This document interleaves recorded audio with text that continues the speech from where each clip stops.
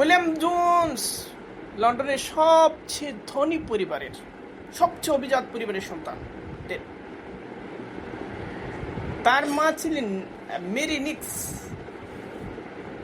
Mary NIX তাকে শুনিয়েছিলেন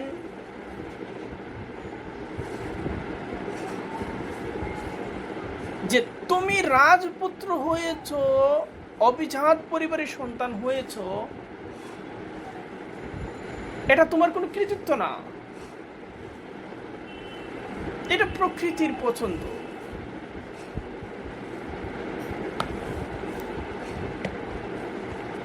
তোমার কৃতিত্ব সেটা যেটা তুমি নিজে গড়ে নেবে।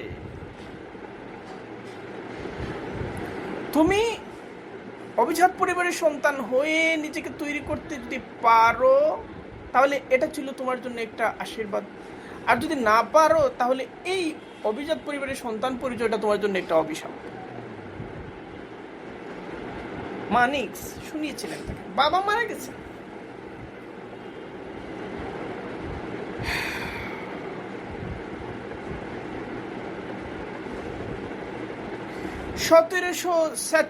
সাল সেপ্টেম্বরের 28 তারিখ জন্ম হয়েছে উইলিয়াম জোন্সের। ইউরোপ তখন ঔপনিবেশিক আবেগে থর থর করে কাঁপছে। ঔপনিবেশিক আবেগে তারা পৃথিবী কি করবে? শাসন করবে, জয় করবে, দখল করবে। পৃথিবী তাদের, পৃথিবীর উপর কর্তৃত্ব তাদের অধিকার। অন্য সব জাতিকে তারা কি বানাবে? সভ্য বানাবে, সভ্য, কারণ এটা সবাই অসভ্য।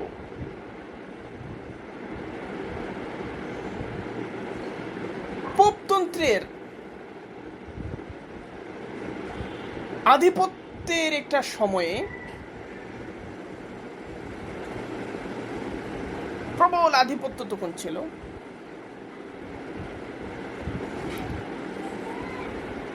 একজন পোপ ছিলেন ষষ্ঠ আলেকজান্ডার।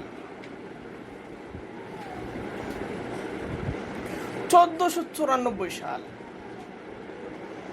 1494 সাল সময়টা মার্ক করে রাখো। 1492 সালে কি হয়েছে? স্পেনে মুসলিমদের পরাজয় হয়েছে। 1492 সালে স্পেন থেকে কলম্বাস অভিযান করে কি করেছেন? আমেরিকায় উপনীত হয়েছেন, ক্যারিবিয়ান দ্বীপপুঞ্জে উপনীত হয়েছেন। এবং ওই সময়টা পৃথিবীর ইতিহাসের মোড় ঘুরে গেছে। চাবি এবং গতিমুখটা মুসলিমদের হাত থেকে, এশিয়ার হাত থেকে, মুসলিম জাহানের হাত থেকে নিয়ন্ত্রণের জায়গাটা তাদের হাতে, ইউরোপের দিকে ঝুঁকে পড়েছে, হেলে পড়েছে। ইউরোপ তখন নতুন নতুন স্বপ্নে কম্পমান। তো 6 নম্বর পোপ আলেকজান্ডার কি করলেন যে 1494 সালে তিনি ইউরোপ বহির্ভূত গোটা পৃথিবীকে, ইউরোপ বহির্ভূত গোটা পৃথিবীকে ভাগ করে দিলেন স্পেন এবং পর্তুগালের মধ্যে।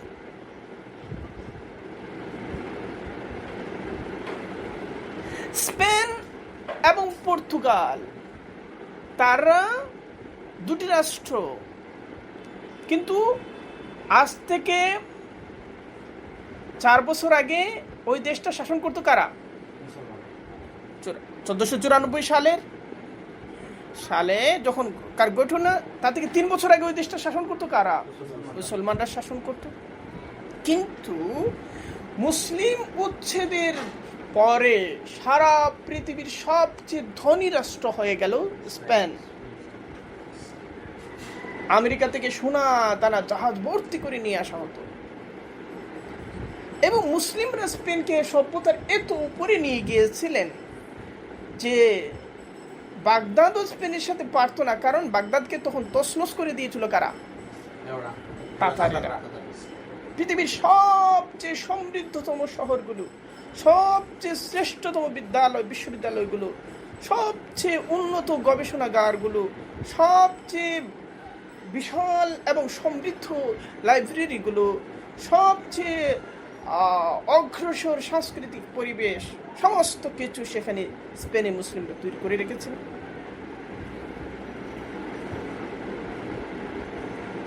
স্পেন ছিল ইউরোপের মুকুট, আগে ছিল ইউরোপের জন্য চরমতম একটা হুমকি। একদিকে তারা হুমকির দৃষ্টিতে দেখতো, আরেকদিকে মোহগ্রস্ত ছিল। কারণ শিক্ষা নিতে হলে কোথা থেকে নিতে হবে? স্পেন থেকে নিতে হবে। রাজারা চেষ্টা করতো রাজপুত্রকে শেখানোর জন্য এমন একজন শিক্ষক নিয়ে আসবে যে শিক্ষকটা কোনো এক সময় স্পেনে পড়াশোনা করেছে।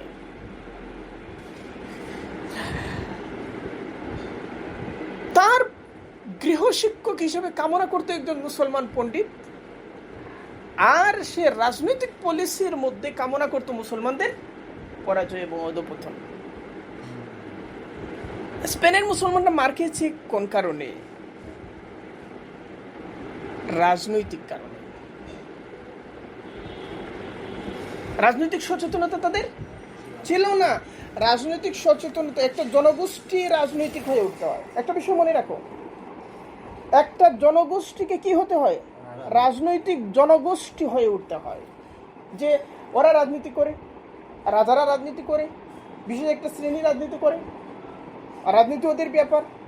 এটা হচ্ছে একটা জনগোষ্ঠীর পতন এবং পরাজয়ের অন্যতম একটা ব্যাপার। লক্ষ্য করো যে বাংলাদেশের ব্যাপারটাই লক্ষ্য করো। পলাশীর আম্রকাননে 1757 সালে যখন সিরাজউদ্দৌলার একটা যুদ্ধ নাটকের মধ্য দিয়ে, প্রহসনের মধ্য দিয়ে সিরাজউদ্দৌলার বিপর্যয়টা নেমে আসলো, তারপরে যখন লর্ড ক্লাইভ এবং তার সহযোগীরা মুর্শিদাবাদে প্রবেশ করছিল,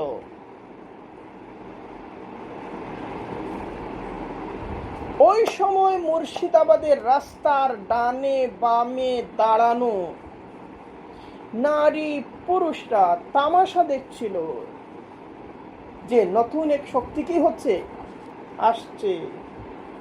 ওরা যদি রাজনৈতিক সচেতন হতো, রাজনৈতিক জনগোষ্ঠী হতো, ওরা যদি বুঝতো আসলে কি করতে যাচ্ছে, তাহলে লর্ড ক্লাইভ নিজেই বলেছে, ব্রিটিশ আদালতে আত্মপক্ষ সমর্থন করতে গিয়ে বলেছে যে তারা সবাই যদি একটি করে ঢিল ছুড়ত, তাহলে আমরা তাদের ঢিলের স্তূপের নিচে পড়ে যেতাম।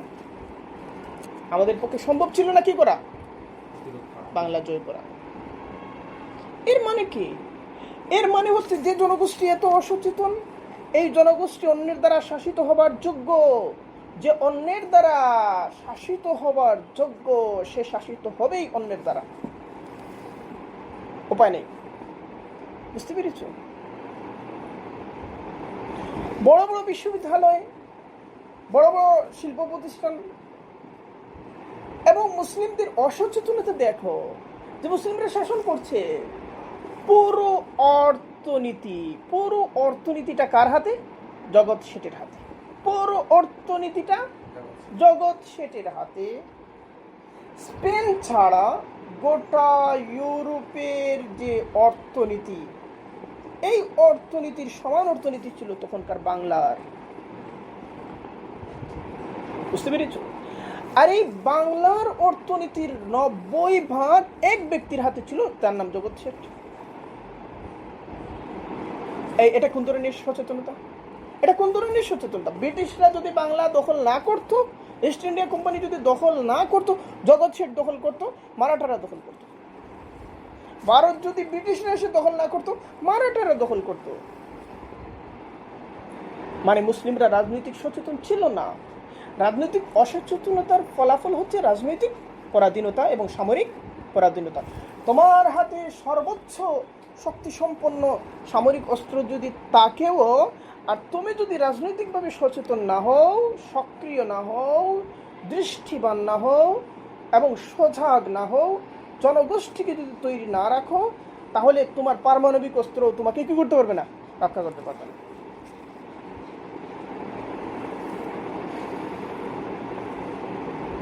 স্পেনের ব্যাপারটা ছিল, হ্যাঁ, স্পেনে মুসলিমদের পতনের কারণ অনেকগুলো বিভিন্ন ঐতিহাসিক বিভিন্নভাবে ব্যাখ্যা করেছেন।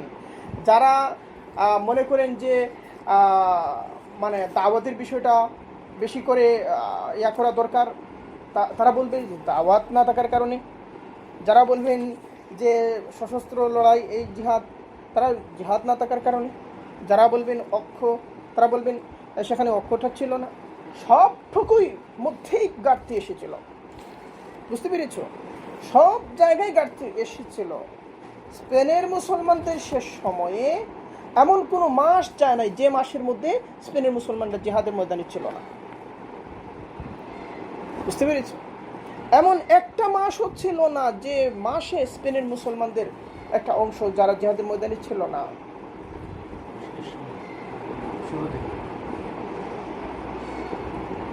বিশেষত শেষ সময়। কিন্তু শাসকবর্গ পথভ্রষ্ট হয়ে গিয়েছিল, পথ হারিয়ে ফেলেছিল। তারা নিজেদের অন্তর্দ্বন্দ্ব, এরপরে নিজেদের সবচেয়ে বড় কথা হচ্ছে তারা ভুলে গিয়েছিল যে তাদের জাতিগত শত্রু কারা এবং মিত্র কারা,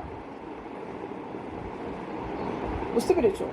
অপরদিকে খ্রিস্টীয় শক্তি তারা কি করেছিল, তারা দুইটা রাষ্ট্র একত্রিত হয়েছিল মুসলিমদেরকে মোকাবেলা করার জন্য। ফার্নান্ডো এবং ইসাবেলা বিবাহ সূত্রে আবদ্ধ হয়েছিল যাতে করে তাদের সামরিক বাহিনীটা অনেক বড় হয়। মুসলিমদের রাজনৈতিক অসচেতনতা দেখো, স্পেনের মুসলমানরা কি করলো, যে তাদের পাপের কাফারা দেওয়ার জন্য তারা আশা করলো ইউসুফবিন তাশফিন এসে কি করবেন, তাদেরকে উদ্ধার করবেন। ইউসুফবিন তাশফিন এসেছেন, যুদ্ধ জয় করেছেন, নতুন শাসক শক্তি তৈরি হয়েছে। কিন্তু যে জনগোষ্ঠী নিজেকে বাঁচাতে চায় তাদের মধ্যে বাঁচানোর সামর্থ্য তো থাকতে হবে। অর্থনীতি খারাপ ছিল না, শিক্ষা কম ছিল না, লড়াই, যুদ্ধ এবং জিহাদের ধারাবাহিকতা বন্ধ ছিল না। কি ছিল? অনক্ষ ছিল। আর কি ছিল? রাজনৈতিক সচেতনতা ছিল না। আর কি ছিল? তারা চর্চা করেছে কোন বিষয়গুলো? চর্চা করেছে জ্যোতিষবিদ্যা, চর্চা করেছে দর্শন কম চর্চা হয়েছে, সাহিত্য চর্চা হয়েছে বেশি, শিল্পের বিভিন্ন শাখা প্রশাখা চর্চা হয়েছে বেশি, ইত্যাদি, যেগুলোর সাথে একটা জাতির আত্মরক্ষা, একটা জাতির প্রতিরক্ষা এবং একটা জাতির আরো শক্তিশালী হয়ে ওঠার সম্পর্ক কম। বরং সব কিছুরই চর্চা দরকার, কিন্তু সবচেয়ে বেশি দরকার সেগুলো হচ্ছে একটা জাতির মানে রাজনৈতিক সচেতনতা, আত্মপরিচয়, শত্রুমিত্র পার্থক্য করার ক্ষমতা, ঐক্যবদ্ধ হয়ে ওঠার মৌলিক ভিত্তিগুলোকে আরো মজবুত করা এবং তাদেরকে দৃষ্টিবান করা, দৃষ্টিশক্তি তাদের মধ্যে জাগানো। এবং সেটা বিশেষ একটা মহলের মধ্যে না, এটা গণস্তরে, গণপর্যায়ে নিয়ে যাওয়া। বুঝো না বিষয়টা? তো এটা যেটা বলছি, এটা স্পেনের মুসলমানদের পতন নিয়ে আমরা যখন আলোচনা করব সেখানে অনেকগুলো দিক চলে আসবে। এটা একক কোনো দিকটাকে সামনে এনে ফয়সালা দেওয়ার কোনো সুযোগ নেই। এটা মনে রাখতে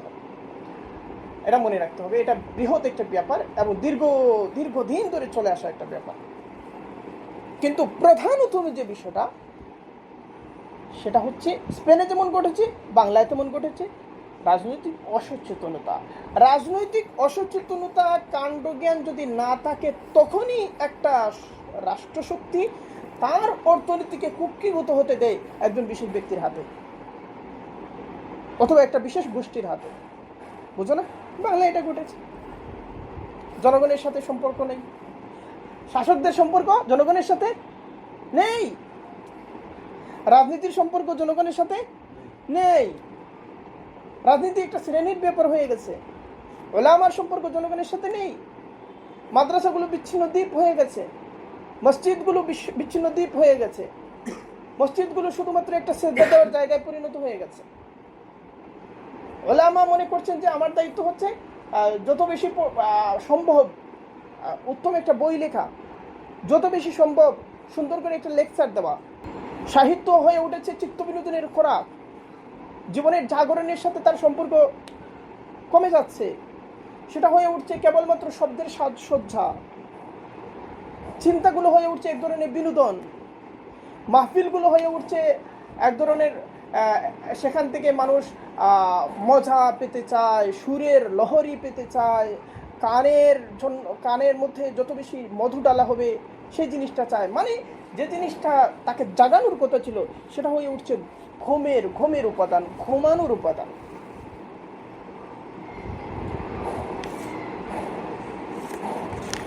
সব জায়গায় সমস্যা এসেছিল, বিশেষ করে স্পেনিশ মুসলিমদের মধ্যে। তাদের মধ্যে এই দাওয়াতি চেতনাটা কম ছিল।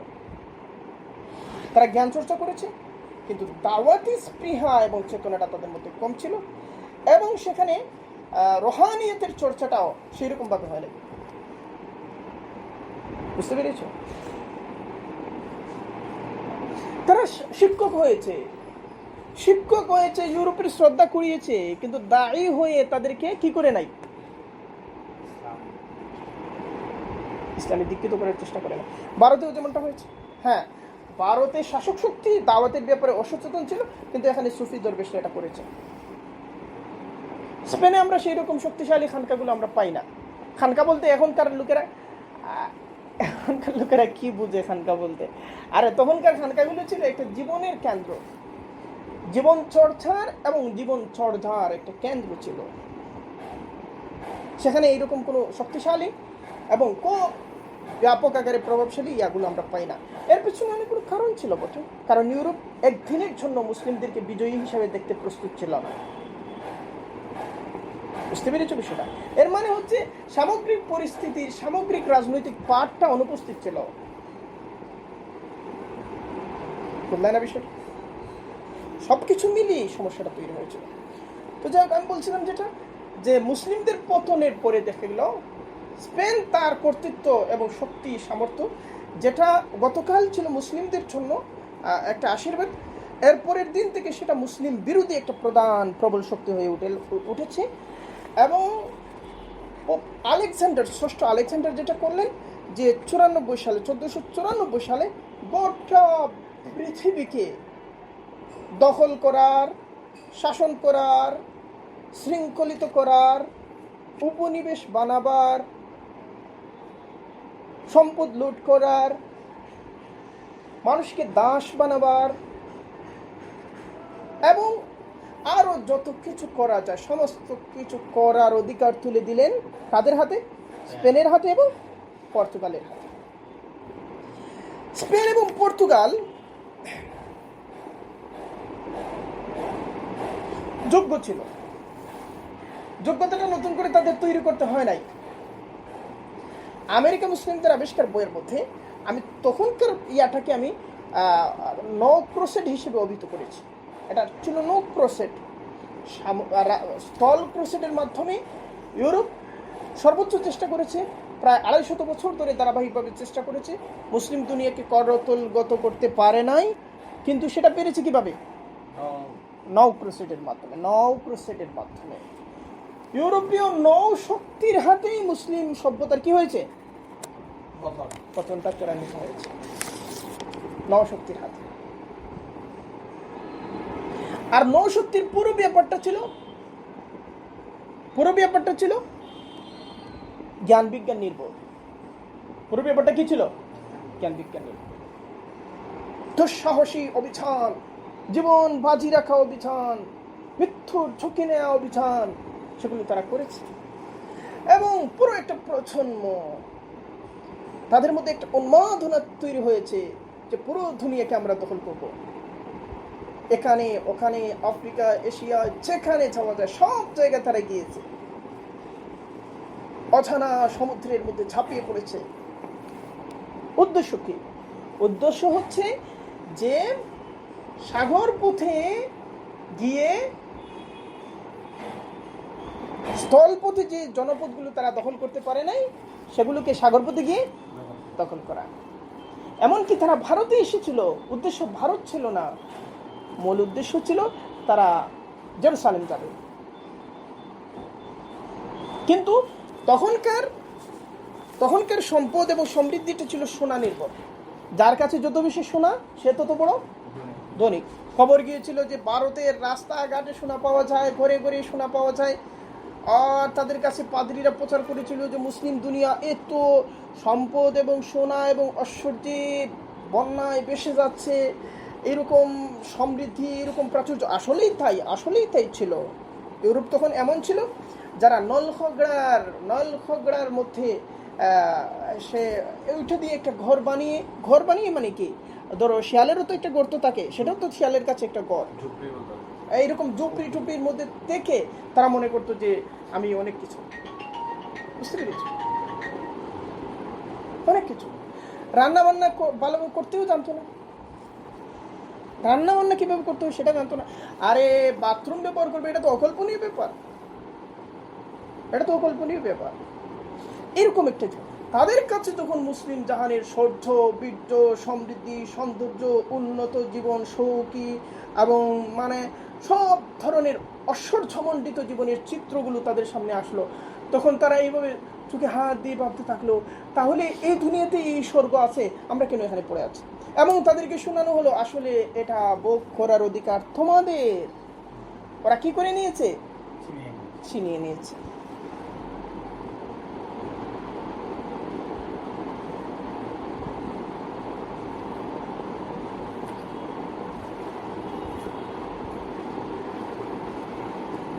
নতুন দেশ দখল করতে হবে, নিজেদের হারানো ঐশ্বর্যকে বুঝে নিতে হবে, সোনার তালাশ করতে হবে, এগুলো ছিল। কিন্তু সবচেয়ে বেশি যেটা ছিল, অসভ্য জাতিগুলোকে সভ্য বানাতে হবে, মানে অখ্রিস্টান জাতিগুলোকে খ্রিস্টান বানাতে হবে।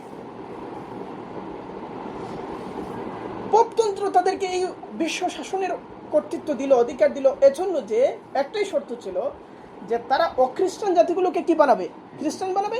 বিনিময়ে তাদের মাল তাদের, তাদের স্ত্রী তাদের, তাদের দেশ তাদের, তাদের জীবন তাদের, তাদের আজাদি তাদের, তাদেরকে দাস বানানোর অধিকার তাদের, সব কিছু তাদের।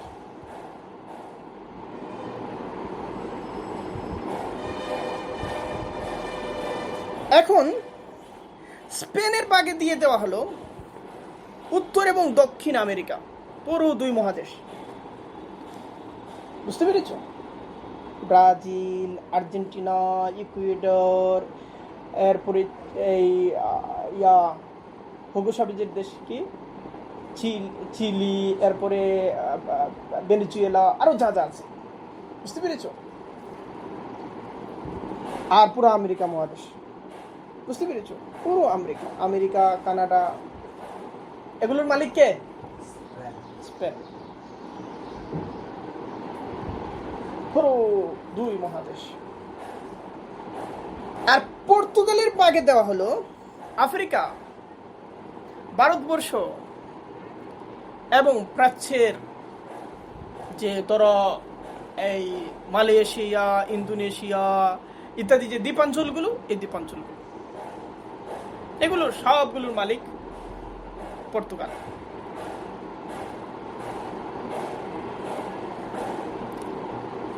এরপরে পর্তুগাল খুশি ছিল না, পর্তুগাল এতে সন্তুষ্ট ছিল না। তারা বলছিল যে না, আমরা সেখানেও যাব। কোথায় যাব? হ্যাঁ, অতএব তারা ব্রাজিলে গেল, সেখানে ব্রাজিলও দখল করলো। সিংহল, মালাক্কা, চীনের ম্যাকাও দ্বীপাঞ্চল, সেগুলোতেও তারা অধিকার প্রতিষ্ঠিত করলো, দখল করলো। প্রায় 100 বছর হবে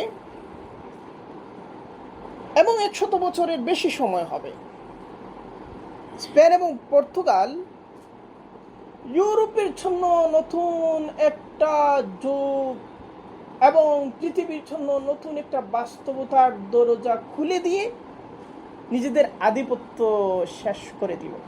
দপ করে নিভে গেল, ধীরে ধীরে নিভে গেল। দৃশ্যপটে আসলো ব্রিটিশরা, ফরাসিরা, ওলন্দাজরা, তারা আসলো। ব্রিটিশ, ফরাসি এবং ডেনিস, এই তিন জাতি মিলে তৈরি হলো তিনটা company. British east India company তৈরি হলো 1600 সালে, ডাচ ইস্ট ইন্ডিয়া কোম্পানি তৈরি হলো 1602 সালে, ফরাসি ইস্ট ইন্ডিয়া কোম্পানি তৈরি হলো 1604 সালে। চিন্তা করো যে 2 বছর পর পরই কি হচ্ছে, কোম্পানি তৈরি হচ্ছে। কোম্পানিগুলোর লক্ষ্য কি? বাণিজ্যের নামে তারা গিয়ে দেশগুলো কি করবে, দখল করবে। কত বড় উন্মাদনা তাদের মধ্যে তৈরি হয়েছিল, এবং তারা মনে করতো যে এগুলো আমাদের অধিকার, মালিকানা আমাদের। এখন দেখা গেল যে 1700 সালের মধ্যেই পর্তুগিজ যে শক্তি, তারা দৃশ্যপট থেকে ধীরে ধীরে নিজেদেরকে গুটিয়ে নিচ্ছে। ব্রিটিশ এবং ফরাসিরা ভারত উপমহাদেশে নিজেদের পেশির কসরত চালালো, নিজেদের বাজুর তাকত কার কতটুকু বেশি সেটা নিয়ে লড়াই করলো। দীর্ঘ সময় ধরে তাদের মধ্যে আধিপত্যের লড়াই জারি ছিল। শেষ পর্যন্ত ফরাসিরা হারলো এবং ব্রিটিশরা জয়ী হলো। ডাচরা ইন্দোনেশীয় অঞ্চল থেকে পর্তুগিজদের তাড়িয়ে দিল। ডেনিসরা সেখানে আধিপত্য তৈরি করলো। এগুলো কি ভারতবর্ষের জনগণের সামনে হচ্ছে? ভারতে পর্তুগিজরা ছিল। পর্তুগিজরা ভারতের যত নৃশংসতা, নিষ্ঠুরতা এবং হৃদয় বিদারক যত মানে অনাচারগুলো করেছে, সেগুলো করে শেষ পর্যন্ত তারা এখান থেকে নিঃশেষ হলো, তাদের থাকলো না। এরপরে পর্তুগিজরা আমেরিকা অঞ্চলও হারালো, আফ্রিকা অঞ্চলও হারালো। কাদের হাতে? ইউরোপীয় শক্তি, অন্য জাতির হাতে, ইউরোপীয়দের হাতে। পর্তুগিজরা দৃশ্যপট থেকে সরে যাবার পরে ডাচ, ব্রিটিশ এবং ফরাসি এদের মধ্যে লড়াই, আধিপত্যের লড়াই। ব্রিটিশ এবং ফরাসিদের সাথে লড়াইয়ে ডাচরা টিকে থাকতে পারলো না, তারা ক্রমেই দুর্বল হয়ে যাচ্ছিল এবং সীমিত অঞ্চল নিয়ে তাদেরকে খুশি থাকতে হলো। সীমিত অঞ্চল। ডাচদের আধিপত্য কমে গেল। ডাচদের বিদায়ের পরে পৃথিবীতে প্রধান অধিপতি শক্তি হয়ে উঠল ব্রিটিশরা এবং ফরাসিরা। ব্রিটিশ এবং ফরাসিদের মধ্যে আধিপত্যের লড়াইয়ে শেষ পর্যন্ত ব্রিটিশরাই কি হয়েছিল? জয়ী হয়েছিল। উত্তর আমেরিকায় ব্রিটিশদের আধিপত্য স্থাপিত হলো, পুরো ভারত উপমহাদেশে ব্রিটিশদের আধিপত্য প্রতিষ্ঠিত হলো এবং ব্রিটিশ এবং ফরাসিদের মধ্যে একটি অনেকগুলো যুদ্ধ হয়েছিল। বিশেষত 1805 সালে একটা যুদ্ধ হয়েছিল যার নাম ছিল ট্রাফালগার নৌযুদ্ধ ছিল ওটা। আরেকটা যুদ্ধ হয়েছিল 1815 সালে, এটা বিখ্যাত ওয়াটারলু যুদ্ধ। সেখানে চূড়ান্তভাবে ফরাসিরা হেরে গেল এবং প্রথম বিশ্বযুদ্ধ ছিল ব্রিটিশ আধিপত্যের একেবারে শীর্ষতম বিন্দু। প্রথম বিশ্বযুদ্ধ 1914 সালের প্রথম বিশ্বযুদ্ধের পর্যন্ত বিনা চ্যালেঞ্জ, কেউ চ্যালেঞ্জ করতে পারছিল না ব্রিটিশ আধিপত্যকে। ব্রিটিশ আধিপত্যকে সবাই মেনে নিতে বাধ্য ছিল। ব্রিটিশরাই চলো, বলা হচ্ছিল কি, ব্রিটিশ রাজ্যের সূর্য অস্ত যায় না। এর মানে যেখানে সূর্য উদয় হচ্ছে সেখানেও ব্রিটিশ রাজ্য, যেখানে সূর্যাস্ত হচ্ছে সেখানেও ব্রিটিশ রাজ্য আছে। মানে পৃথিবীর এক প্রান্তে দিন আর এক প্রান্তে রাত, কিন্তু যে প্রান্তে রাত সেটা সে এলাকাটাও ব্রিটিশ রাজ্যের অন্তর্ভুক্ত, সাম্রাজ্যের অন্তর্ভুক্ত। যে এলাকায় দিন সেই এলাকাটাও ব্রিটিশ সাম্রাজ্যের অন্তর্ভুক্ত। তো এইরকম একটা বাস্তবতায় ব্রিটিশরা জানতো যে শক্তি দিয়ে তাদেরকে মানে তাদের এই সাম্রাজ্য চলবে না। এই সাম্রাজ্য, এই বৃহৎ সাম্রাজ্য ধরে রাখতে হলে এবং এই বিশ্বের উপর তাদের কর্তৃত্ব এবং তাদের আধিপত্যকে স্থায়ী রূপ দিতে হলে কি করতে হবে? জ্ঞান এবং গবেষণাকে হাতিয়ার বানাতে হবে। ফলত তাদের মারা তাদের সন্তানদেরকে কল্পনা করতেন যে এই সন্তানটা এমন কেউ যে দুনিয়ার কোনো না কোনো এলাকা কি করবে? শাসন করবে, অথবা দুনিয়ার কোনো না কোনো এলাকায় মানুষকে শিক্ষকতা করবে, মানুষকে শিক্ষা দেবে, অথবা কোনো না কোনো এলাকায় গিয়ে ধর্ম প্রচার করবে। মানে হচ্ছে দুনিয়ার অন্য সকল জাতির উপরে তার অবস্থান, সে ব্রিটিশ হিসেবে যেই হোক না কেন।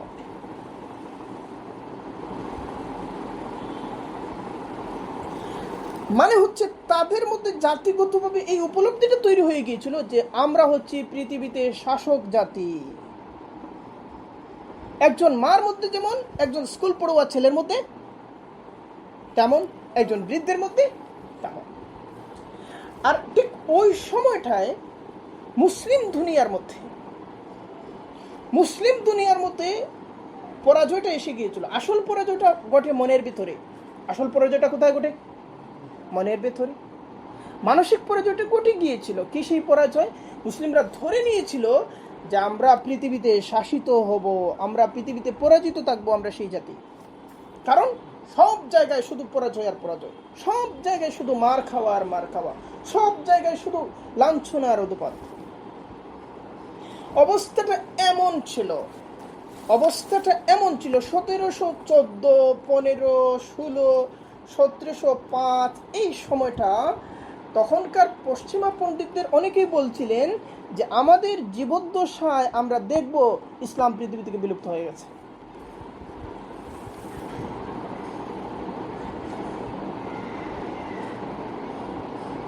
এবং যেহেতু এত বড় একটা বিরাট সভ্যতা পৃথিবী থেকে বিলুপ্ত হতে চলছে, পৃথিবী থেকে হারিয়ে যাবে, অতএব এই সভ্যতাটাকে, তার সংস্কৃতিকে, তার ঐতিহ্যকে, তার জ্ঞানকে, তার ইতিহাসকে, তার কলাকে, তার লিগেসিকে ধরে রাখতে হবে।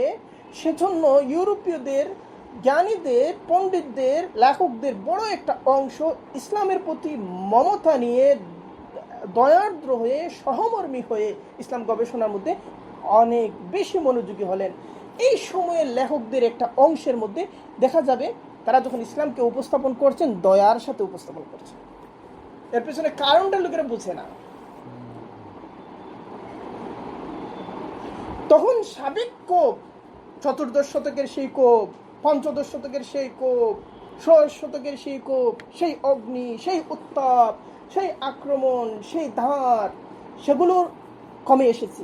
সেগুলো বরং এক ধরনের তাচ্ছিল্য, মৃদু তাচ্ছিল্য, এক ধরনের পরিহাস, এক ধরনের খোঁচা এবং এক ধরনের দয়ার্দ্রতা, করুণা, এই জিনিসগুলোর সংশ্লেষে তারা ইসলামকে কি করেছেন? হাজির করেছেন।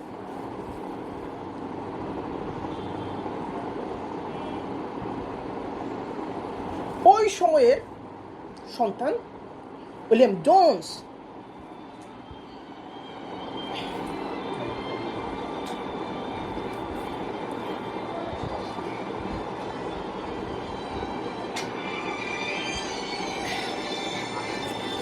এই গ্রামে এই এয়ারটেল দিয়ে কল দিয়েছি। আসসালামু আলাইকুম।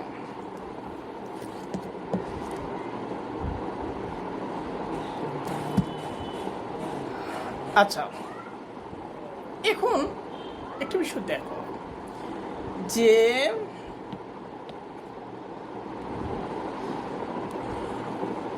উইলিয়াম জোন্সের তো জন্ম হয়েছে 1746 সালে, যেটা বলেছিলাম।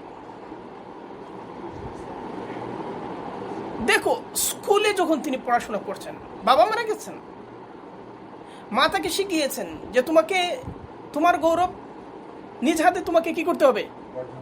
প্রতিষ্ঠা করতে হবে।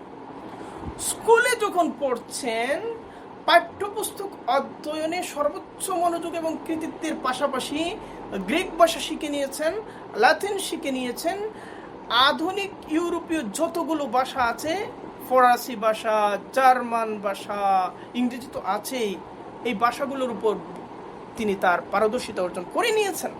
এটা কিভাবে কল্পনা করা যায় যে একটা স্কুল পড়ুয়া ছাত্র? কিন্তু উইলিয়াম জোন্স তার সময় একা ছিলেন না। মানে এরকম ঘটনা শুধু শুধু তার ক্ষেত্রে ঘটেছে ব্যাপারটা এমন ছিল না, প্রায় মেধাবী ছেলেদের মধ্যে এই ব্যাপারটা ছিল।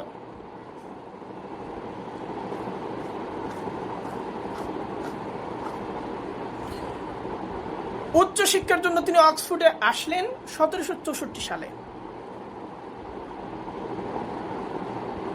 তিনি খুব অভিজাত পরিবারের সন্তান ছিলেন, ধনী ছিলেন, ধনাঢ্যতা ছিল, বিপুল ঐশ্বর্য ছিল, কিন্তু তারপরেও মেধাগুলোকে পৃষ্ঠপোষকতা করার জন্য ব্রিটিশরা অনেক ব্যবস্থা করে রেখেছিল, অনেক অনেক বৃত্তি ছিল। এই যে তোমরা এখন গবেষণা নিয়ে পড়াশোনা করছো, এখনও তোমাদেরকে ফিক্রি করতে হচ্ছে যে আমার খরচটা কিভাবে ইয়া করবো। এটা এটা এক ধরনের মানে লজ্জাজনক পরিস্থিতি। এটা আমাদের জন্য লজ্জা, এটা আমাদের জন্য লজ্জার বিষয় যে আমরা এখন আশা করছি যে আমরা এই করে ফেলবো, সেই করে ফেলবো। কি করব? আমরা কিছুই করার সামর্থ্য রাখি না। আমরা জানি না কোথায় সহযোগিতার হাত বাড়াতে হবে, আমরা জানি না কোন ধরনের মানুষ তৈরি করতে হবে, আমরা জানি না বাগানের কোন চারাগুলোর জন্য আমাদেরকে জল সিঞ্চন করতে হবে। যে জাতি এটা জানে না,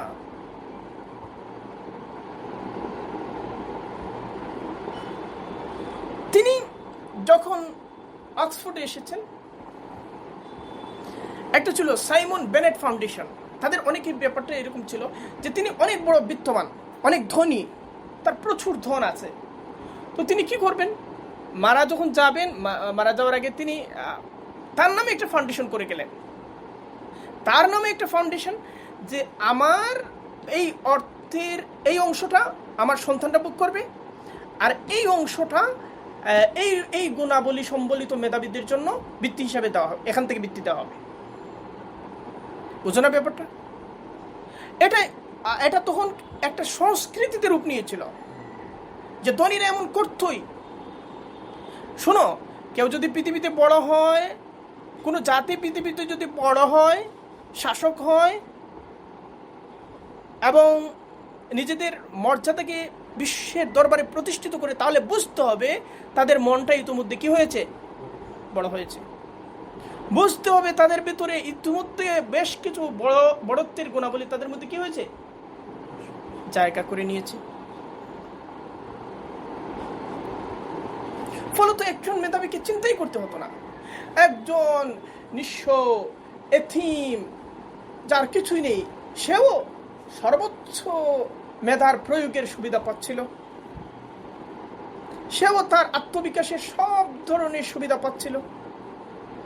একটা মেধাকেও তারা ক্ষয়িত হতে দিত না, বরং প্রত্যেকটা মেধার যতটুকু ঐশ্বর্য আছে সবটুকু একেবারে নিংড়ে নেয়ার সামর্থ্য এই জাতির মধ্যে ছিল। শোনো, মেধা সম্পদে যদি কোনো জাতি ধনী না হয়, সেই জাতি টাকা পয়সা দিয়ে কোনোদিন কি হতে পারে না, ধনী হতে পারে না। সেই জাতি দরিদ্র দরিদ্র।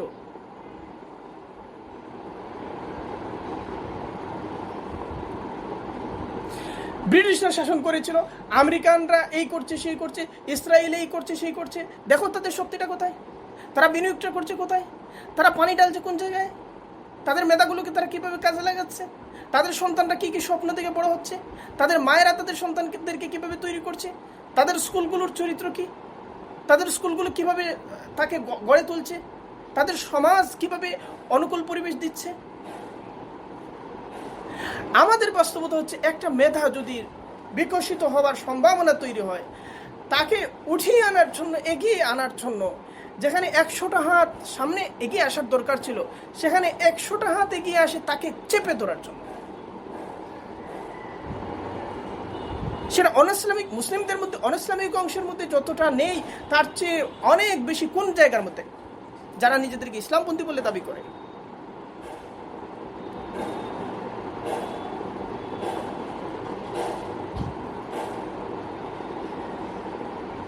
তো উইলিয়াম জোন্স একটা বৃত্তি লাভ করলেন সাইমন বেনেট ফাউন্ডেশন। তার লেখাপড়ার দায়িত্ব নিয়ে নিল, লেখাপড়ার দায়িত্বটাই নিয়ে নিল।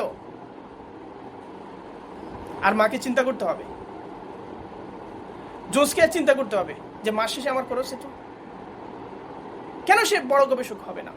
এখন তার তো আর কোনো ফিকির নেই, তার সবটুকু সে ঢেলে দেবে কোথায়? তার লক্ষ্যের দিকে।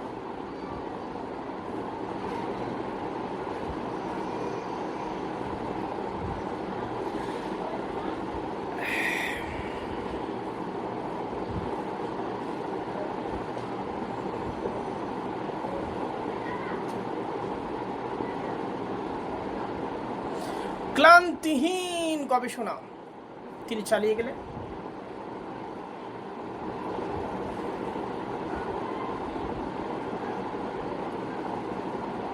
এবং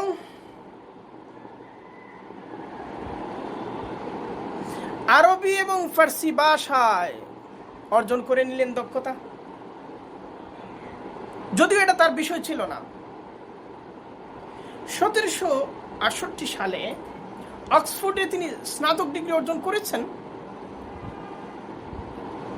তখন ডেনমার্কের রাজা তাকে অনুরোধ করলেন যে ফার্সি ভাষায় রচিত নাদির শাহের জীবনীটা যেন তিনি ফরাসি ভাষায় অনুবাদ করে দেন। এখন প্রশ্ন করুন যে ডেনমার্কের রাজা নাদির শাহের জীবনী দিয়ে কি করবে? এটা হলো একটা দিক।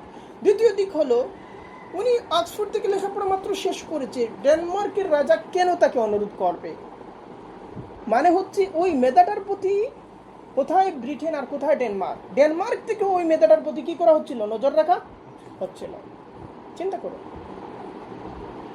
আর একটা মাত্র মেধা, সে লেখাপড়া শেষ করেছে, কি এমন যে স্বয়ং রাজা তাকে কি করতে হবে? সরাসরি অনুরোধ করতে হবে।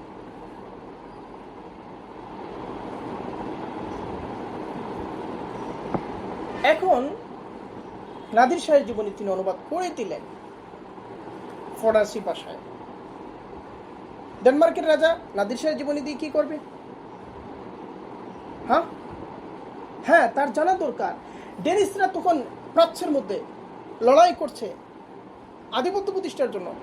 তাদেরকে প্রাচ্য জানতে হবে, তাদেরকে কি করতে হবে? প্রাচ্যের ইতিহাস জানতে হবে, রাজনীতি জানতে হবে, ব্যক্তিবর্গের গুরুত্বপূর্ণ ব্যক্তিবর্গের অবদান জানতে হবে, তার দুর্বলতা জানতে হবে, সবলতা জানতে হবে, সে কিভাবে সফল হলো এটা দেখতে হবে, সমাজে তার প্রভাব, সমাজ তার কোন ভূমিকাকে কিভাবে নিয়েছে, কি প্রতিক্রিয়া দেখিয়েছে সেটা জানতে হবে। তুমি তো কিছুই জানতে চাও না, তুমি না জেনে শুধু তোমার যে আমি বুখারী পড়েছি, আমি কি কম জানি? আমি বুখারী পড়াচ্ছি, আমি কি কম জানি? আমি 12 বছর ধরে হাদিস পড়াচ্ছি, আমি কি কম জানি? আমি হাজার ছাত্রের উস্তাদ, আমি কি রাজনীতি কম বুঝি? আরে কোথায় হাজার ছাত্রের উস্তাদ আর কোথায় রাজনীতি? আমি এত বড় বক্তা, আমি কি এই নাস্তিকবাদ কম জানি? দেখা গেল সে নাস্তিকবাদের উপর দুইটা বইও পড়ে নেয়, বলে দিচ্ছে যাকে তাকে, মানে সে কাঁধে একটা বোঝা নিয়ে চলাফেরা করে যে এখান থেকে ক্রমাগত নাস্তিকবাদের ফতোয়া যাকে তাকে বিনামূল্যে বিলিয়ে দেওয়া হচ্ছে। একটু উল্টাপাল্টা হইলেই নাস্তিক, উল্টাপাল্টা হইলেই নাস্তিক।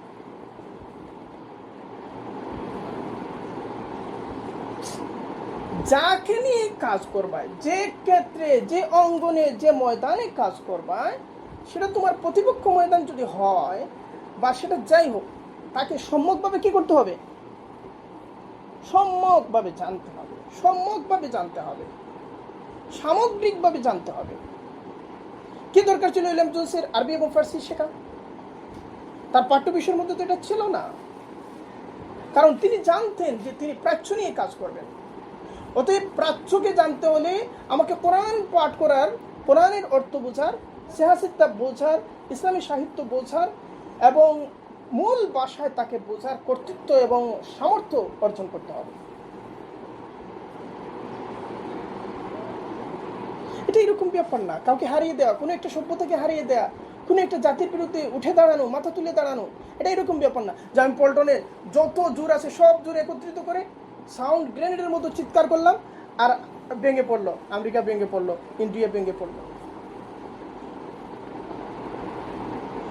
আরে পল্টন তো ভালো কথা, গ্রামে গঞ্জে গিয়ে সে ট্রাম্পের ফাঁসি দিয়ে দেয়, মোদিকে ফাঁসি দিয়ে দেয়, এরপরে নেতানিয়াকে কবর দিয়ে দেয়, শ্রোতারা মারহাবা জিন্দাবাদ বিপ্লব টিপ্লব এই সেই বানাইয়া তাকে সুলতান সালাউদ্দিন আইয়ুবী বানাইয়া ফেলে, যুগের মোহাম্মদ বিন কাসেম। মানে এক ধরনের মূর্খতার উৎসব চলছে, অন্ধত্বের উৎসব চলছে।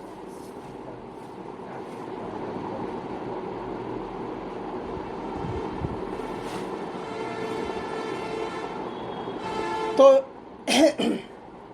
যেটা বলছিলাম যে দেখো তিনি ওই কাজটা করলেন এবং তার সময় তিনি গুরুত্বপূর্ণ একজন। তো তার মনে হলো যে আমার পড়াশোনা এখনো শেষ হয় নাই।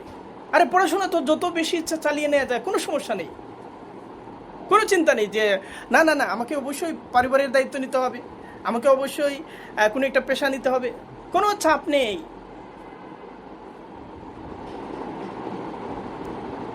কোনো চাপ নেই, বরং চতুর্দিক থেকে সহযোগিতা বাড়ছে। মাস্টার্স ডিগ্রি লাভ করার পরে তিনি আইন অধ্যয়ন শুরু করে দিলেন যাতে পেশা হিসাবে আইনজীবী তাকে বেছে নিতে পারেন। সেটা ছিল মিডল টেম্পল, সেখানে। এর মধ্য দিয়ে তিনি তার পাণ্ডিত্যকে এত উপরে নিয়ে গেলেন যে 1772 সালে যখন তার বয়স মাত্র 26, তখন তিনি লন্ডনের রয়্যাল সোসাইটির ফেলো নির্বাচিত হন, পণ্ডিতদের সম্মিলিত ভোটে। তোমাদের কাদের বয়স 26 হয় নাই? হ্যাঁ, কাদের বয়স 26 হয় নাই? কারো বয়স 26 হয় নাই। হতে পারে তোমার বয়স 50, হতে পারে তোমার বয়স 50 কিংবা 80 ধরে নাও, কিন্তু উইলিয়াম জোনসের 26 বছর হয় নাই, উইলিয়াম জোনসের 16 বছরও হয় নাই।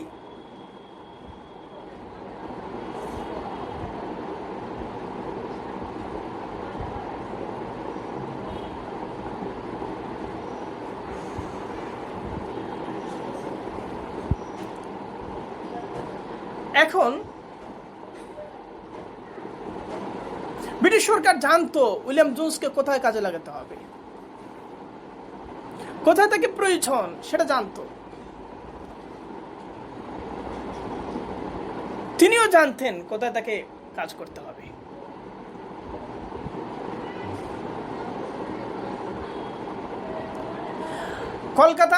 কলকাতা তখন ব্রিটিশ ভারতের রাজধানী।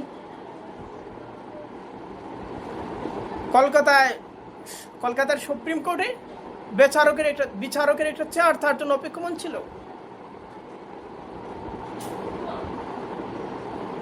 তিনি ভারতের দিকে যাত্রা শুরু করলেন একটা জাহাজের নাম কি ছিল? ক্রোকোডাইল মানে কি? কুমির আর কি।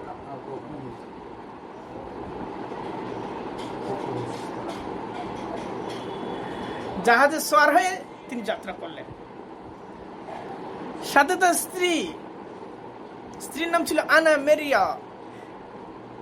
স্ত্রীও সেই রকম, স্ত্রীকে স্যার উপাধি দেয়া হয়েছিল, তাকেও স্যার উপাধি দেয়া হয়েছিল। এবং তার স্ত্রীটাকেও অনুসন্ধান করে দিয়েছিল অক্সফোর্ডের পণ্ডিতরা, যে যদি এমন হয় যে উইলিয়াম জোনস এমন একটা মেয়ের সাথে তার দাম্পত্য জীবন, যে মেয়েটা তার জীবনকে অতিষ্ঠ করে তুলছে, তাহলে ওই পণ্ডিতের জীবন ওখানেই কাবাব হয়ে যাবে, তার কাজে বিঘ্ন হবে, এমনকি তার মেজাজেও যদি অন্তত প্রভাব পড়ে না, সমস্ত কিছুকে সুগম করে দিতে হবে। এবং তখনকার সর্বোচ্চ মেধা, সেই মেধাটাকেই তার সাথে পরিচয় করে দেওয়া হলো, বাকি কাজগুলো তারা নিজেরাই করেছে।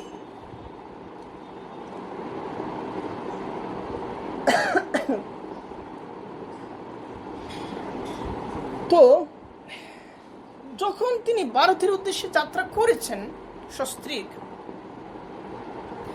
জাহাজের মধ্যে বসেই গোটা প্রাচ্যের জ্ঞান নিয়ে কি কি কাজ করতে হবে তার সূচি সাজিয়ে নিলেন উইলিয়াম জোন্স। জাহাজে বসে 1783 সালে ভারতে আসলেন, একজন তরুণ।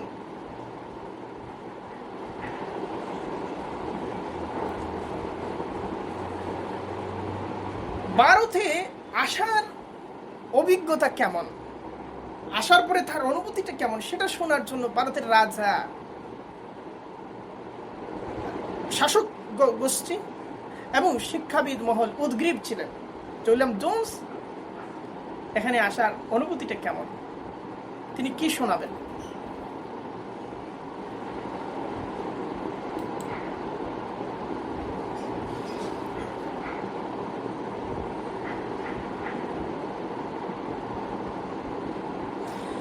জানুয়ারির 5 তারিখ 1784,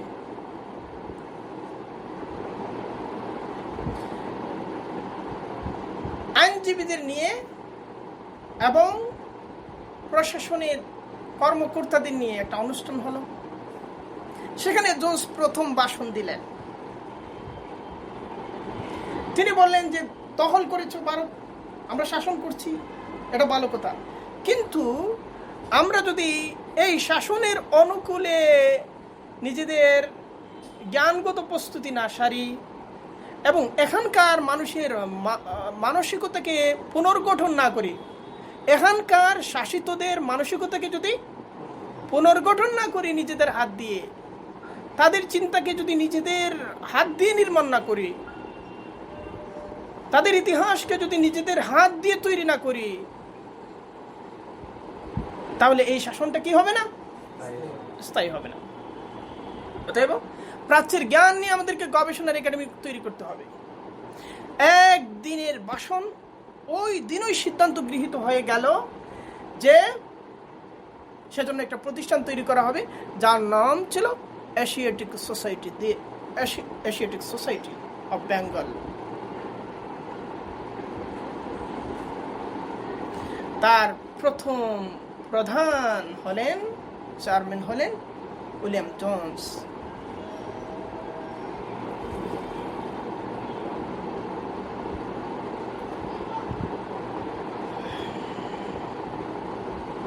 (1784 থেকে নিয়ে 1794) এই 10টা বছর ছিল উইলিয়াম জোন্সের কাজের সময়। এরপর তিনি মারা গেছেন, অল্প বয়সে মারা গেছেন। আরে অল্প বয়সে মারা গেল না বেশি বয়সে মারা গেল সেটা দিয়ে কি হবে? হ্যাঁ,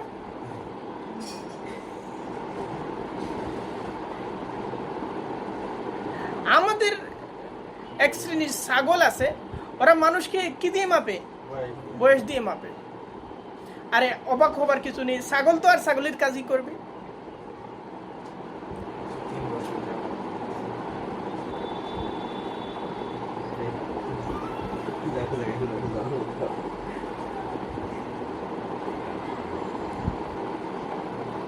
এই 10 বছরে তিনি ভারতের ইতিহাসকে, সংস্কৃতিকে, চিন্তাধারাকে প্রবলভাবে নাড়া দিলেন, ঝাঁকুনি দিলেন। এত প্রবল ছিল সেই ঝাঁকুনি, যার কম্পন এখন পর্যন্ত চলমান। কখন ঝাঁকুনি দিয়েছিলেন? 1784 থেকে 94। এখন পর্যন্ত কম্পমান ভারতের রাজনীতি, সংস্কৃতি, ইতিহাস, সমস্ত কিছু।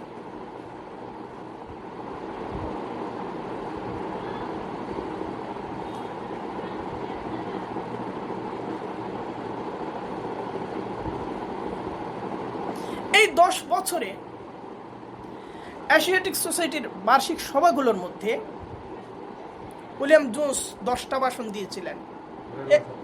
10 বছরে 10টা ভাষণ। তুমি তো এক রাতেই 5টা মারো। টাকা 2 লাখ টাকা যে আমাকে দিতে পারে না।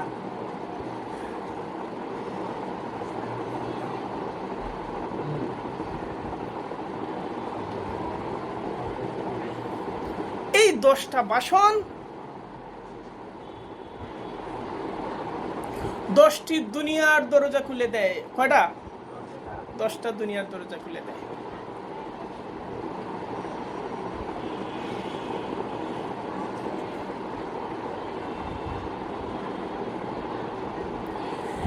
জ্ঞান প্রজ্ঞা প্রতিষ্ঠা সমস্ত কিছুর একেবারে চূড়ায় অবস্থান করার পরে উইলিয়াম জোন্স এখানে এসে তিনি যাচাই করলেন যে এখানে একটা কাজ করতে হবে, আমাকে সংস্কৃত ভাষা শিখতে হবে। কারণ কি? কারণ হচ্ছে এখানে ব্রিটিশ শাসনের স্থায়িত্বকে নিশ্চিত করার জন্য এখানকার জনগণকে বিভক্ত করতে হবে। এবং তিনি কি তোমার মতো করে বলবেন বিভক্ত, যে তোমরা আলাদা হয়ে যাও, একসাথে আর চলো না? তিনি তো তোমার মতো করবেন না। উইলিয়াম জোন্স জানেন এটা দীর্ঘস্থায়ীভাবে প্রক্রিয়া করতে হবে, যে আমি যদি জ্ঞানের জায়গায়, অবদানের জায়গায়, প্রজ্ঞার জায়গায় একটা সম্প্রদায়কে ওপরের দিকে না উঠাই, আরেকটা সম্প্রদায়ের বিরুদ্ধে কোনো কিছু না বলে শুধু একটা সম্প্রদায়কে আমি উপরের দিকে উঠাতে থাকলাম, তখনই তাদের একটা শ্রেণীর মধ্যে এই অনুভূতি তৈরি হবে যে আমরা আলাদা, আমরা ওদের মতো নয়, আমরা আলাদা। এই তখনকার বাস্তবতায় হিন্দু মুসলিমদের মধ্যে সম্প্রীতি এটা চলে আসছিল শত শত বছর ধরে, এটা প্রবল ছিল, সেখানে হাত দেওয়া এটা কঠিন ছিল, সুদূর প্রসারী একটা ধারাবাহিকতার মধ্যে দিয়ে সেটা করতে হতো।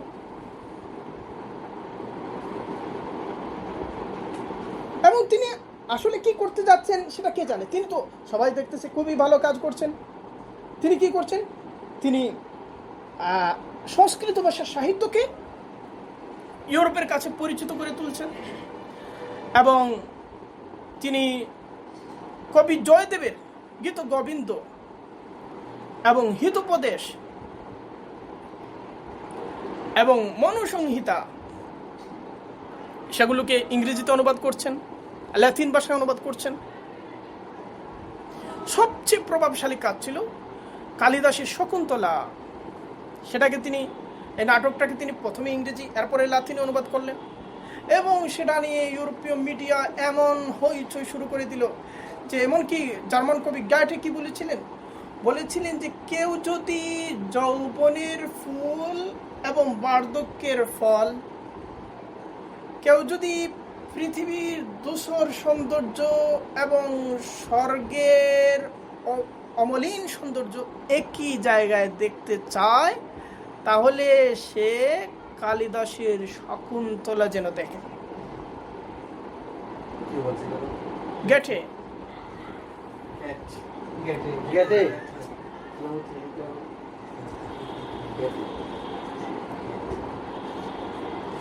এমনকি তিনি হিন্দুদের অগ্রসর শ্রেণীটাকে আরো উদ্দীপিত করার জন্য এটাও বললেন যে আরে কিসের গ্রিক ভাষা? ইউরোপের সবচেয়ে বড় গর্ব কি নিয়ে? গ্রিক ভাষা, গ্রিক দর্শন, গ্রিক সাহিত্য। আরে কিসের গ্রিক ভাষা? আসল তো ভাষা সংস্কৃত, গ্রিকদের চেয়ে অনেক উপরে, অনেক উপরে। মানে তাদের মধ্যে আত্মবিশ্বাস, তাদের মধ্যে ভিন্নতার অনুভূতি, স্বাতন্ত্র্যের অনুভূতি, এবং তাদের মধ্যে ব্রিটিশদের প্রতি একটা সম্ভ্রম এবং তাদের ঐক্যবোধ, যে ওরাই তো আমাদেরকে চেনাচ্ছে নিজেদের জাতিসত্তা, একাত্মতা, এগুলো তৈরি করে দিলেন। মুসলিমদের বিরুদ্ধে একটি শব্দ উচ্চারণ না করে এবং হিন্দু মুসলিম ভিন্নতার কোনো একটা লাইনও আলাদাভাবে উল্লেখ না করি, কেউ এটা বলতে পারবে না যে উইলিয়াম জোন্স ষড়যন্ত্রমূলকভাবে করেছেন। এটা তো বলা অনুচিত, যে কোন কিছুতে ষড়যন্ত্র নিয়ে আসা। আমি বলেছি, গতকাল বলেছিলাম যে ষড়যন্ত্রগুলো আসলে সাধারণত কি, ষড়যন্ত্রের ধারণাগুলো সাধারণত হাইপোথেসিস, এগুলো মানুষের কল্পনা, এগুলো ধারণা, এগুলো এমনিই মানুষ অনুমান করে নেয়।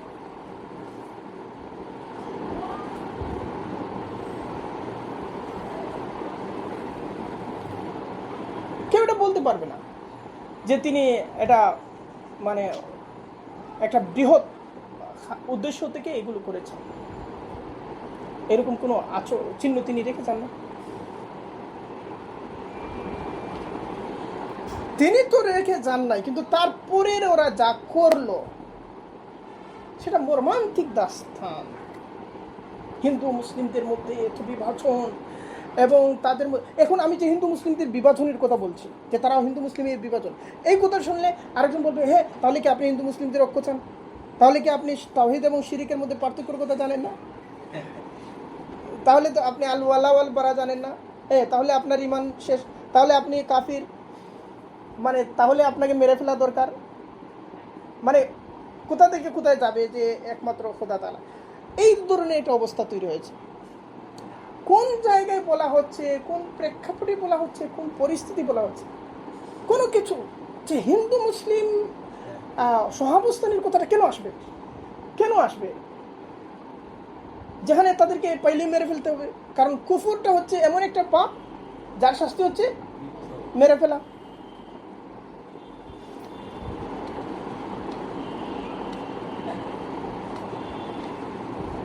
এটা বলে হচ্ছে ঐতিহাসিক বাস্তবতা দেখানোর জন্য। এখন পরবর্তীরা এত বেশি করেছে, ইতিহাসকে একদম তছনছ করে দিয়েছে, ইতিহাসকে একদম বিকৃত করে দিয়েছে, এমনভাবে বিকৃত করেছে যার অনিবার্য ফসল হচ্ছে হিন্দুরা দা বটি হাতে নিয়ে মুসলিমদেরকে কুপাইয়া হত্যা করবে। তারা বলে নাই যে হিন্দুরা মুসলিমদের হত্যা করবে, কিন্তু ইতিহাসকে বিকৃত করেছে, এমনভাবে করেছে উপায় নাই। যেমন ধরো তারই সাগরিদদের মধ্যে একজন ছিলেন, তার নাম ছিল লর্ড কানিংহাম। কানিংহাম লিখেছেন হিস্ট্রি অফ শিখস, শিখদের ইতিহাস। পরে তিনি লিখেছেন হিস্ট্রি অফ মারাঠাস, মারাঠাদের ইতিহাস। এরপরে রাজস্থানের ইতিহাস লিখেছেন, যে অ্যান্টিকুইটিস অফ রাজস্থান তিনি লিখেছেন। সেখানে লা হাওলা ওয়ালা কুওয়াতা, মানে যে বিষয়গুলো আসলে আদৌ ঘটে নাই, আদৌ ঘটে নাই, এই ধরনের কাহিনীগুলো তিনি লিখেছেন। এবং এই কাহিনীগুলো দেখে, এই কাহিনীগুলো মানে এত মর্মান্তিক, এগুলো দেখে স্যার যদুনাথ সরকার, নাম শুনেছ? যদুনাথ সরকার নিয়ে কথা বলেছে। যদুনাথ সরকার বলেছেন যে এই ধরনের কাহিনী কেউ যদি বিশুদ্ধ গাঞ্জা না খায় তাহলে তৈরি করতে পারবে না। তিনি নিজে বলেছেন যে এই কাহিনীগুলো মানে নির্ভেজাল গাঞ্জা না খেয়ে কেউ তৈরি করতে পারবে না।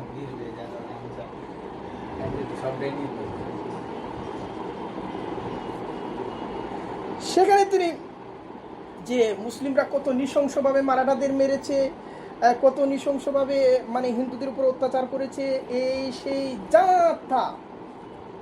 মানে ইতিহাসের কোনো দরকার নেই, এটা ঘটেছিল বলতে এটারও দরকার নেই। এখন সেগুলো জনপ্রিয় হলো, সেগুলোর ভিত্তিতে মুভি তৈরি হলো, সেগুলো রাজনৈতিক ভাষ্য হয়ে উঠলো, সেগুলো পাঠ্যপুস্তকে জায়গা পেল, সেগুলো হিন্দু বাচ্চারা শুনলো, তারা বুঝলো যে তাদেরকে বড় হয়ে তাদের বিরুদ্ধে অস্ত্র ধারণ করতে হবে। বুঝতে পেরেছ? তিনি তো এটা করেন নাই, তিনি তো এটা বলেন নাই যে মুসলিমদের মারো। তিনি আসলে কোথায় একটু ওই যে শয়তানের একটা গল্প আছে না, যে সে এক জায়গায় কি লাগিয়েছিল, একটু মধু লাগিয়েছিল, তারপর মধু থেকে আরেকটা, তারপরে একটা, তারপরে শেষ পর্যন্ত যুদ্ধ। তো ওরা ওরা সঠিক জায়গাটা একটু কি করে মধু লাগানোর কাজ করে। আজকের যে ভারতের রাজনীতি, এবং তারা একটা কাজ করেছে, আমি এটা আমার সামনের বইয়ের মধ্যে আলোচনা করছি, যে তারা ইতিহাসটাকে এমনভাবে সাজিয়েছে যে ভারতের মুসলমানরা এখানে নাই হয়ে যায়, নাই পাওয়া যায় না ভারতের মুসলিমদেরকে। এবং ভারতের মুসলিমদেরকে ভারতের ইতিহাস এবং সংস্কৃতির পার্শ্ব টিকা বানিয়ে দেওয়া হয়েছে। পার্শ্ব টিকা, বুঝতে পেরেছ? এটা তারা করেছে এবং তারই অনিবার্য প্রতিফলন ছিল রবীন্দ্রনাথ ঠাকুরের কবিতায়, তারই অনিবার্য প্রতিফলন ঘটেছিল বঙ্কিমচন্দ্রের উপন্যাসে, তারই অনিবার্য প্রতিফলন ঘটেছিল রাজনৈতিকভাবে আরএসএস, বিজেপি ইত্যাদির উত্থানের মধ্যে, শিবসেনার উত্থানের মধ্যে। সেগুলো নানা পর্যায়ে অতিক্রম করে করে ধীরে ধীরে হয়েছে। এর ফলে দেখা যায় হিন্দুত্ববাদের ইতিহাসের মধ্যে যারা একেবারে সূচনা লগ্নে যারা ছিল আধুনিক হিন্দুত্ববাদের উত্থানে, তাদের বেশিরভাগ উন্নত মানে উচ্চ লেভেলে ইংরেজি শিক্ষিত। কারণ বারুদ এবং বিষটা এসেছে কোথা থেকে? ওখান থেকে এসেছে।